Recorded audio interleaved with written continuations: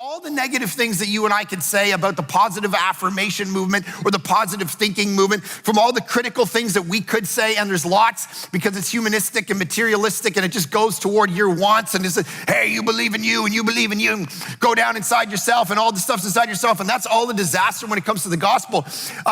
That's true, but some of you could actually deal and do with some positive affirmation and thinking in your life as Christians, because some of you are just downers, all right? You're just in the sense of your defeatist mentality, and that's not what Christianity offers either. God doesn't want you to be a defeatist and go, okay, well, I guess I got nothing to offer the world, and I'm just gonna slug around and whatever.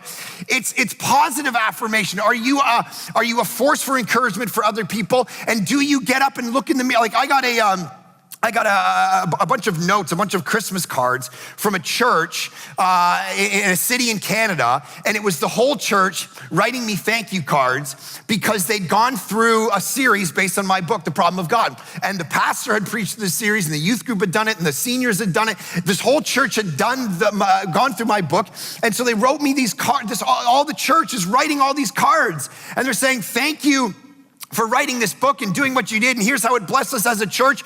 Man, do you take the time out to go, someone's gonna be affirmed in that? And I actually needed to hear that this week. I had a discouraging week, I had a tiring week, and so here I was opening these cards up, and I'm reading these cards, these amazing stories of these youth, and this, and I'm reading them, and I'm going, man, this is gonna kind of drive my week now.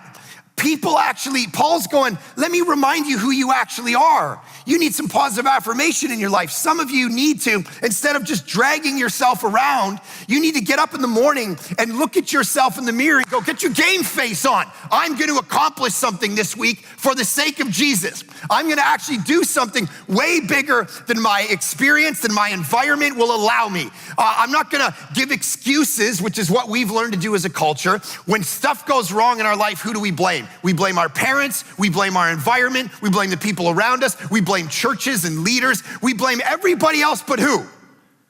But you. You don't take any responsibility for your life. You're like, oh, I don't know, it's the way things happen. I can't believe it, I got nothing going on, I can't accomplish anything. And Paul's going, don't you know who you are? Get up, get your feet on the ground, make your bed, all right? Then look in the mirror and go, I'm gonna accomplish something today. I got a game face, I can do something great under Jesus for his glory, bigger than anything I could have imagined. And if you doubt that, over and over and over, Paul goes, look at me, chief of sinners. Look at me, Mark Clark, I'm a disaster. You guys know my upbringing. Atheistic family, schizophrenic aunt, killed herself, Tourette's, obsessive compulsive disorder, weird kid in the corner in high school. What the heck am I ever gonna do with my life? The one thing I'm never gonna do as a preacher, because I swear randomly, which I still do, and I blame it on Tourette's, but not from the stage.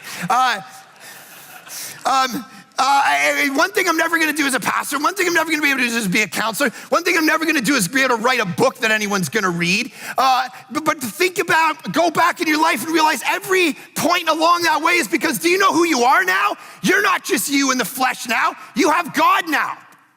You can accomplish so much more than you think.